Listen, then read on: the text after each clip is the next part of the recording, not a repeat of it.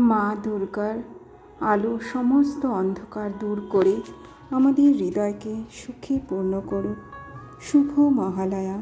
এই পবিত্র দিনে আমার মা দুর্গাকে ভালোবাসা এবং ভক্তির সাথে স্বাগত জানাই। নমস্কার, আমি Soma. Welcome to my new channel Bubu's লাইফে আমার সকল বন্ধুদের অনেক অনেক স্বাগত। আজ শুভ মহালয়া। পিতৃপক্ষের অবসান এবং দেবীপক্ষের সূচনা দিয়ে আজ এই শুভ দিনটি আমি শুরু করলাম। বাইরে আমাদের বাড়ির কাছে একটি মন্দির আছে, একদমই কাছাকাছি, আর ওখানে অনেক বড় করে দুর্গাপুজোও হয়। তাই আজকে মহালয়ারও প্রোগ্রাম হচ্ছে, তাই মাইকে গান বাজছে, আওয়াজ আসছে। একটুখানি অসুবিধা হলে মানিয়ে গুছিয়ে নেবেন, এই আর কি। তো আজকে আমার কালকের ওই ফিশ ফিঙ্গারে ম্যারিনেট করে রাখা ছিল মাছটা, তো আজকে আবার আমি ফ্রাই করে নিলাম। দেখুন, কেননা এইভাবে আপনি মাছগুলোকে ম্যারিনেট করে রেখে রোজ একটু একটু করে ফ্রাই করে খেতে পারেন। তবে আজ একটি বিশেষ কারণে আমি মাছগুলোকে বানালাম, বলছি আপনাদের সেই কারণটি হলো আমার একটি মাত্র মেয়ে আর একটি মাত্র ছেলে। মেয়েটি আমার বিআইটি মিশ্রা মানে বিড়লা ইনস্টিটিউট অফ টেকনোলজি রাঁচিতে ও ইঞ্জিনিয়ারিংয়ে সেকেন্ড ইয়ারে পড়ে, ইলেকট্রনিক্স নিয়ে। আর ছেলে আমার ব্যাঙ্গালোরে MBA পড়ছে। এবছরই ও গ্র্যাজুয়েশন কমপ্লিট করেছে বিকম অনার্স নিয়ে, আর ক্যাটের থ্রুতেও ব্যাঙ্গালোরে MBAতে ভর্তি হয়েছে। তাই বাড়িতে কিছু ভালো মন্দ রান্না হলে ছেলে মেয়েদের জন্য বড্ড মনটা খারাপ করে, কিন্তু ছেলের জন্য তো কিছু করার উপায় নেই, ছেলে অনেক দূরে থাকে। তাই ভালো কিছু করলে পরে আর কিছু না হোক মেয়েকে গিয়ে একটুখানি দিয়ে আসি, মনে একটু শান্তি লাগে। কারণ মেয়েটা ওখানেই থাকে, হোস্টেলেই খাওয়া দাওয়া করে। জানেনই তো হোস্টেলের খাবার কেমন, তবে অন্যান্য হোস্টেলের তুলনায় ওদের খাবারগুলো বেশ ভালোই, কিন্তু তা হলেও বাড়ির মতন তো আর নয় না। তাই জন্য একটুখানি মেয়ের কাছে একটুখানি দিতে যাব। আর আমার মেয়েও খুব ভালোবাসে খেতে, বিশেষ করে এইসব খাবার।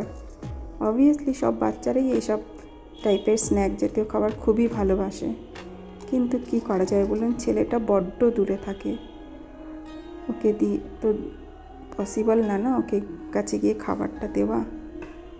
তাই মেয়ের কাছে গিয়ে যখনই কিছু ভালো মন্দ বানাই মেয়েকে গিয়ে দিয়ে আসি, আর খাইয়েই আসি। নিজের সামনেই ক্যান্টিনে বসি ওকে খাইয়ে আসি।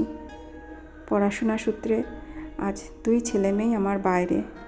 আগে আমরা একসাথে থাকতাম, একসাথে খেতাম, কিন্তু কিছু করার নেই, পড়াশোনা সূত্রে তো বাইরে যেতেই হবে বাচ্চাদের। চলুন, অনেক কথা বললাম, এবার বেরিয়ে পড়া যাক। চলুন আজ আপনাদেরকে আমি বিআইটি মিশ্রার ভেতরটা একটু ঘুরিয়ে দেখাই। বিশাল বড় ক্যাম্পাস, 800 একর জমি নিয়ে বানানো, আর এত গাছপালায় ভরা যে কি বলবো। পরিষ্কার পরিচ্ছন্ন আর ভর্তি গাছপালা। যদি মাথার উপর দিয়ে কোনো হেলিকপ্টার এরোপ্লেন উড়ে যায় আর যদি ওপর থেকে দেখা যায় না, মনে হবে যেন কোনো জঙ্গলের উপর দিয়ে যাচ্ছি, বোঝা যাবে না যে ভেতরে এত এত বিল্ডিং আছে। এই যে বিআইটি মিশ্রার গেট দিয়ে আমরা ঢুকলাম, আর এই যে বয়েজ হোস্টেল, ঢুকতে কিছু দূরে গিয়ে বয়েজ হোস্টেল স্টার্ট। যে বয়েজ হোস্টেলের সামনে দিয়ে এখন আমরা যাচ্ছি। আর মেন বিল্ডিংটা হচ্ছে অনেকটা ভেতরে, আর মেন বিল্ডিংয়ের পাশেই হচ্ছে গার্লস হোস্টেল। গার্লস হোস্টেলটা হচ্ছে মেন বিল্ডিংয়ে, মানে মেন যেখানে কলেজ, মানে এই ওয়াকিং ডিস্টেন্স। আর ছেলেদের হোস্টেলটা অনেকটাই দূরে, তাই ওরা সাইকেলটাই বেশিরভাগ ইউজ করে থাকে। আসলে সিকিউরিটির একটা ব্যাপার আছে মেয়েদের বিশেষ করে।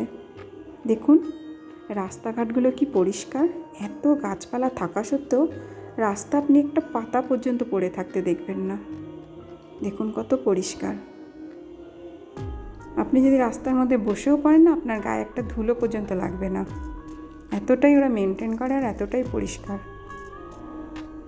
বিকাল 5টার সময় আমরা গেছি, তাতেই কত ফ্রেশ লাগছে, ফ্রেশ হাওয়া, সব কিছু ফ্রেশ লাগছে।